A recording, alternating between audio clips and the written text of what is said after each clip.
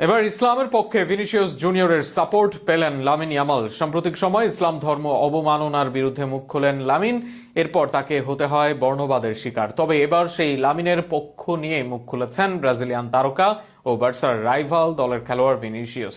আরও থাকছে প্রতিবেদনায়।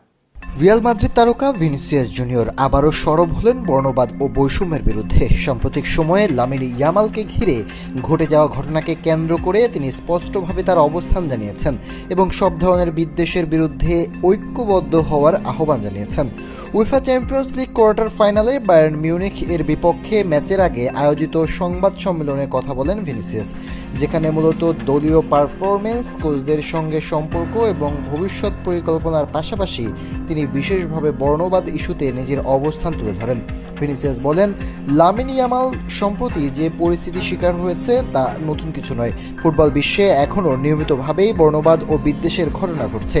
তবে তিনি স্পষ্ট করে দেন, কোনো দেশকে দায়ী করা ঠিক নয়, বরং কিছু মানুষের মানসিকতা এসব ঘটনার জন্য দায়ী। তার ভাষায়, যার কণ্ঠ আছে তাকে অবশ্যই অন্যদের সঙ্গে এক হয়ে এই অন্যায়ের বিরুদ্ধে দাঁড়াতে হবে। এই বক্তব্যের মাধ্যমে তিনি শুধু ইয়ামালের পাশে দাঁড়াননি, বরং পুরো ফুটবল দুনিয়াকে একটি শক্ত বার্তা দিয়েছেন।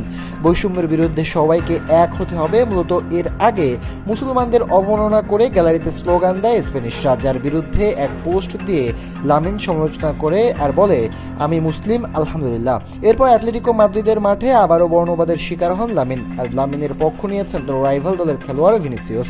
তবে প্রশ্ন উঠেছে, এত কিছুর পরও কি সমালোচনা থেকে রেহাই পাবেন ভিনিসিয়াস? বিশেষ করে বার্সেলোনার সমর্থকদের একটি বড় অংশ তাকে নিয়মিত ট্রোল করে। তবুও ভিনিসিয়াসের সাম্প্রতিক অবস্থান নিঃসন্দেহে ইতিবাচক বার্তা বহন করে। বর্ণবাদ ও ধর্মবিদ্বেষের মতো স্পর্শকাতর বিষয়ে একজন তারকা ফুটবলারের এমন খোলামেলা অবস্থান ভবিষ্যতে বড় পরিবর্তনের পথ দেখাতে পারে। এখন দেখার বিষয়, মাঠের বাইরের এই বার্তা কতটা প্রভাব ফেলতে পারে ফুটবল সংস্কৃতিতে।